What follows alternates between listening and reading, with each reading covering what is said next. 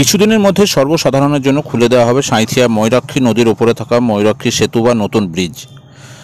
বছরের শেষ দিক বা নতুন বছরের প্রথম দিকে নতুন ব্রিজের উপর দিয়ে সমস্ত রকমের যানবাহন চলাচল করবে আগের মতোই। তবে আমাদের কাছে যতদূর খবর আছে, ব্রিজের এক সাইড বন্ধ রাখা হবে এবং অন্য সাইড দিয়ে যাতায়াত করা যাবে। কেননা ব্রিজের কাজ কিছুটা বাকি আছে, তাই এক সাইড দিয়ে যাতায়াত, অন্য সাইড দিয়ে ব্রিজের রং বা অন্যান্য কাজগুলো করা হবে।